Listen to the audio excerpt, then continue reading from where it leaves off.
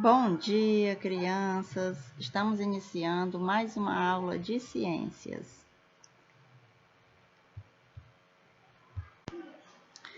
Para isso, eu preciso que vocês peguem o livro de vocês, abram na página 52, que hoje nós revisaremos o conteúdo da aula anterior.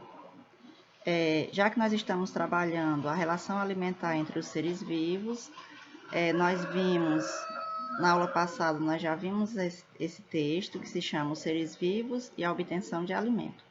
Só que algumas crianças eu percebi que ficaram com algumas dúvidas em relação à atividade. Então, hoje eu vim fazer esse vídeo para a gente estar retirando essas dúvidas, tá explicando melhor o conteúdo. Sobre os seres vivos e a obtenção de alimento, nós temos. Vimos que todos os seres vivos precisam de alimento para sobreviver e que as plantas obtêm seu alimento pela fotossíntese. Mas e os demais seres vivos? Como obtêm alimento? Há duas formas de os seres vivos obterem alimento: produzindo, como é o caso das plantas, ou se alimentando de outros seres vivos. Dependendo da forma como obtém alimento, os seres vivos eles são classificados em produtores, consumidores ou decompositores. Tia, o que são esses seres vivos produtores, consumidores ou decompositores? É o que nós vamos ver daqui a pouco, tá certo? Então, como a gente já viu nas aulas anteriores sobre o processo da fotossíntese, nós vimos que as plantas são os únicos seres vivos que produzem seu próprio alimento. O restante dos animais, o restante dos outros seres vivos, animais, pessoas, eles procuram a sua alimentação. Eles dependem de outros seres vivos para se alimentarem. Então, só quem produz seu alimento são as plantas. Todas as plantas produzem seu próprio alimento através do processo da fotossíntese. Então, o que são esses seres produtores?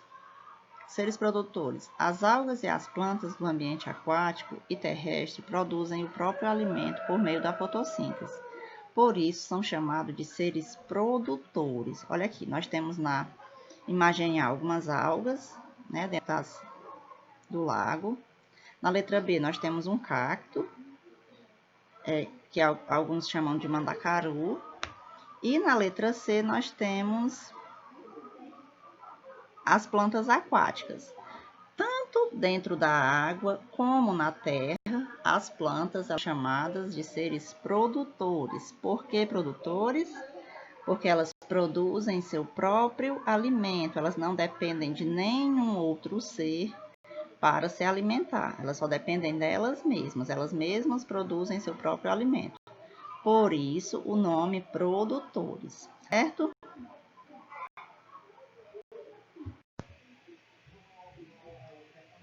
Seres consumidores. Os animais não produzem o próprio alimento. Para conseguir a energia necessária para viver, eles precisam se alimentar de outros seres vivos ou de parte deles. Por isso, são chamados de consumidores. Há animais que se alimentam de plantas ou algas e animais que se alimentam de outros organismos. Vejamos aqui essas duas imagens, imagem A e B. Na imagem A, nós temos um animal herbívoro, que é o veado campeiro, está se alimentando de plantas, né? Os animais herbívoros se alimentam de plantas. Então, é por isso que ele é um ser consumidor, porque ele não produz o seu próprio alimento. Ao contrário das plantas, ele necessita de um outro ser vivo para se alimentar. Na imagem B, nós temos a garça azul se alimentando de um peixe. Também é um ser consumidor, por isso, ela não produz o seu próprio alimento, ela consome de outro local, ela arranja um alimento de outro ser vivo. No caso também são os seres vivos. Nós, os seres humanos, não produzimos o nosso próprio alimento. Nós necessitamos de outros seres vivos para nos alimentar. Aí você pode dizer assim, tia, e quando nós estamos cozinhando, nós não estamos produzindo nosso alimento? Em tese, pessoal. Porque a gente está cozinhando, mas a gente retira esse alimento de um outro ser vivo, não é da gente mesmo. As plantas, elas produzem o seu próprio alimento delas mesmas, delas próprias, elas não necessitam de mais nada para se alimentar. Além da produção que elas fazem através da fotossíntese, tá certo? Então, por isso que esses seres vivos são chamados de seres consumidores, porque eles consomem outros seres vivos para conseguir energia suficiente para se alimentar. Aí nós temos também os seres decompositores. Os seres decompositores, pessoal, eles fazem parte de todas as cadeias alimentares, tá? Eles são os fungos e as bactérias que se alimentam de organismos mortos e restos de seres vivos. São eles que fazem o processo de decomposição, por isso são chamados de seres decompositores. Por exemplo, quando um animal morre, são os fungos e as bactérias que fazem esse processo de decomposição. O que acontece primeiro? O animalzinho morre, alguns dias se passam, ele começa a ficar com aquele mau cheiro. Com alguns dias depois, aquela carne do animal, ela desaparece. O que está acontecendo ali? São os fungos e as bactérias que estão se alimentando da carne daquele animal. Depois, os restos que sobrarem, eles viram matéria-prima, adubo para as plantas. Aqui, por exemplo, nós temos um tronco em decomposição, um tronco de árvore. Tanto os seres vivos, animais, como os vegetais, que são as plantas, acontece a mesma coisa. Então, nós temos um tronco de uma árvore em decomposição. Esses fungos aí são os cogumelos, que são a exceção dos fungos que a gente consegue ver. O restante são seres microscópicos, que a gente não consegue ver a olho nu. E para continuarmos com o nosso assunto sobre a alimentação dos animais, nós vamos falar agora sobre as cadeias alimentares. Como os seres vivos interagem, considerando a alimentação? É a pergunta que nós temos no início da unidade. Uma das interações mais importantes entre os seres vivos são as relações alimentares. Todos os seres vivos se alimentam ou podem servir de alimento para outros. Por exemplo, as plantas podem servir de alimento para os animais herbívoros, ou seja, aqueles animais que só se alimentam de plantas. Muitos animais carnívoros, chamados predadores, para se alimentarem, caçam outros animais, que são as suas presas. A cadeia alimentar é a representação de uma sequência de seres vivos em que um serve de alimento para o outro. Nela, os seres vivos são ligados por sétalas. Estas partem do organismo que serve de alimento para o que se alimenta. É o que nós vamos ver mais abaixo nessa imagem. As cadeias alimentares sempre se iniciam com os produtores, como as plantas, pois são elas que produzem o próprio alimento pela fotossíntese. Em seguida, estão os consumidores, que se alimentam dos produtores. Estes são seguidos por outros consumidores. Os decompositores atuam sobre todos os seres vivos da cadeia.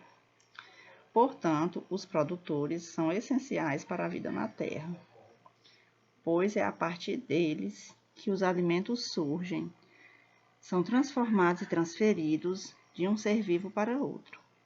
E é a luz solar que fornece a energia para a maioria dos produtores produzirem o seu próprio alimento. Então, pessoal, o início da cadeia alimentar são os produtores, que no caso são as plantas. A gente observando essa imagem, aqui abaixo nós temos uma cadeia alimentar em que a planta serve de alimento para o pássaro. O pássaro já serve de alimento para o gato do mato. E o gato do mato serve de alimento para a onça pintada. Todos esses organismos, quando morrem, eles servem de alimento para os seres decompositores. E quem são os seres decompositores, que nós já vimos?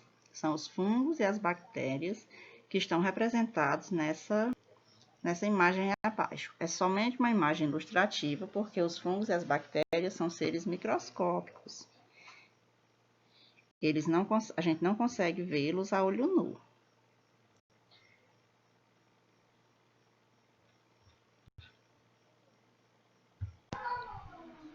Pessoal, e nessas cadeias alimentares, um ser vivo depende do outro para sobreviver e para manter o equilíbrio no meio ambiente.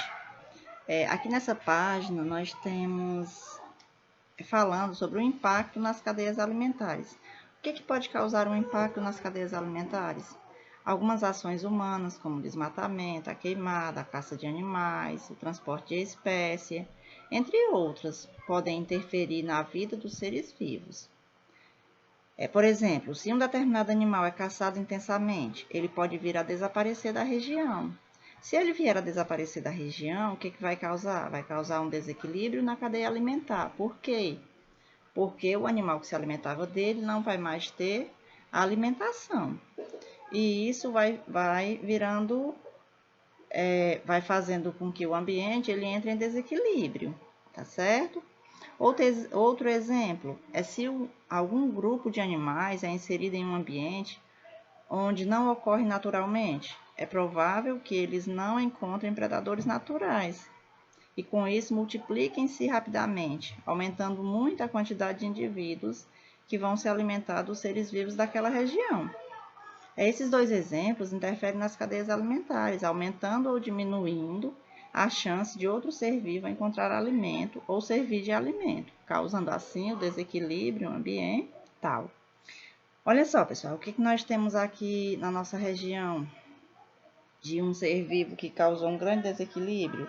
Nós temos os pardais, aqueles pardais que ficam nas escolas, às vezes em algum local que não tem muita gente, em depósitos, aqueles passarinhos que tem em grande quantidade, é grande quantidade mesmo. Eles não são aqui do Brasil, eles foram trazidos para cá. E como eles não eram daqui, eles se reproduziram muito rapidamente, por isso que existe essa grande quantidade de pardais por aí. Então, isso causa um desequilíbrio na cadeia alimentar, porque eles não vão ter alimento suficiente, eles não vão ter presa suficiente para alimentá-los, então isso causa um grande desequilíbrio. Então, para uma cadeia alimentar ficar equilibrada, a gente tem que preservar, por isso que toda vida importa. Cada animalzinho que existe na natureza, eles são importantes, porque um depende do outro para sobreviver.